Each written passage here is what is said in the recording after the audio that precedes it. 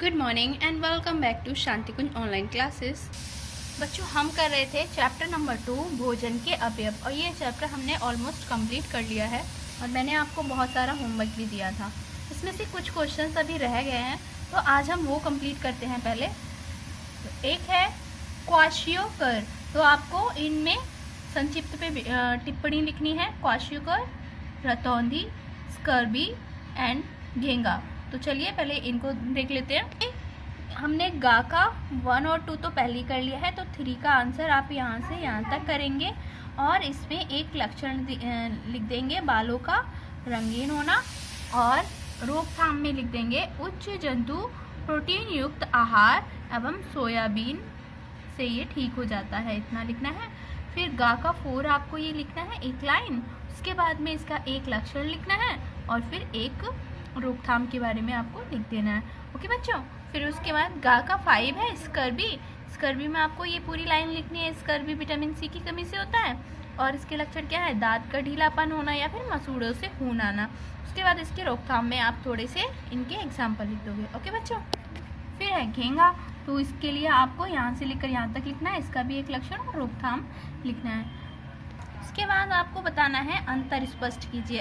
तो अंतर किसमें अलग अलग बताना है आपको, ऊर्जादायक भोजन एवं शरीरवर्धक भोजन, शरीरवर्धक भोजन और प्रतिरक्षक भोजन, पोषण और कुपोषण।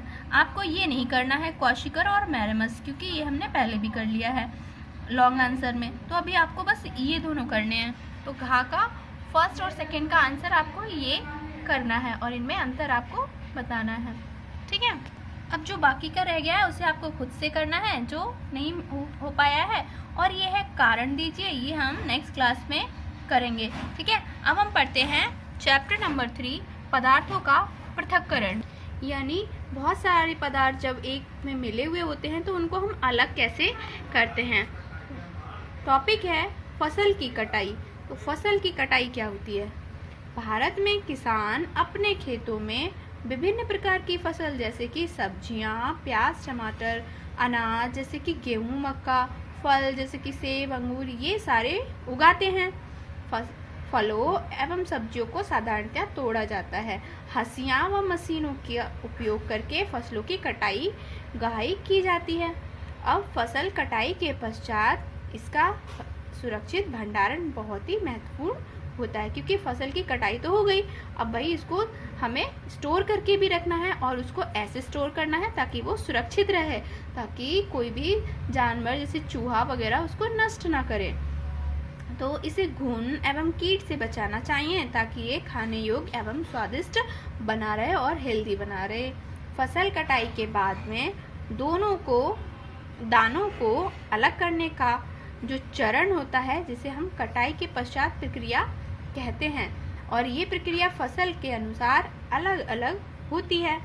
जैसे साधारणतः इसमें कुछ सम्मिलित चरण है जो मैं आपको बताती हूँ, जैसे कि गहाई, फिर ओसाई, सफाई और सुखवाई।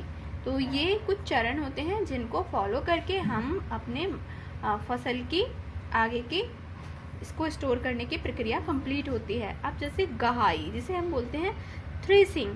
थ्रेसिंग क्या होती है, जो भी हमारे ग्रेन्स हैं, दाने हैं, उनको फसल के भूसा, जो भूसा क्या होता है, जो भी हमारा जिसमें ग्रेन लगा होता है, उसका जो तना वाला पोर्शन होता है उससे बनता है भूसा, से अलग करने की प्रक्रिया को हम गहाई कहते हैं। कटी फसल से बाहरी छिलके अर्थात भूसा को अलग कर दाने निकालने के लिए गहाई करते हैं, जो तिलहन और दलहन के लिए निम्नलिखित विधि अपनाते हैं। जैसे कि तने को मैदान पर बिछाना।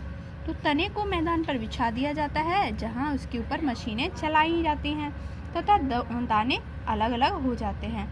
या फिर बैल एवं रोलर का प्रयोग करके भी हम ये प्रक्रिया कर सकते हैं। इस विधि में क्या करते हैं कि काटी गई फसलों को एक मैदान में फैला देते हैं, फिर पत्थर के रोलर खींचते हुए बैलों को इसके ऊपर छोड़ा जाता है ताकि अनाज अलग हो जाए और इसका जो भूसा है वो अलग हो जाए। और इनके ऊपर जैसे ही रोलर लुढ़कता है तो दाने बाहर आने लगते हैं। फिर है झटाई। इसमें क्या होता है, इस विधि में पुरुष एवं महिलाएं फसल का बंडल बनाकर हाथ में उठाते हैं और उसे किसी ड्रम या किसी सख्त सरफेस पर, जैसे कोई बड़ा सा पत्थर वगैरह हो गया, उस पर दाने झाड़ने लगते हैं और इस तरह से फसल अलग हो जाती है। ओके बच्चों, तो आपको घाई समझ में आया होगा ना बच्चों। आज हम इसमें इतना ही करते हैं और होमवर्क में मैंने आपको दे दिया है चैप्टर नंबर 2 के क्वेश्चन आंसर। नेक्स्ट क्लास में हम आगे का पढ़ेंगे। तब तक के लिए बाय बाय।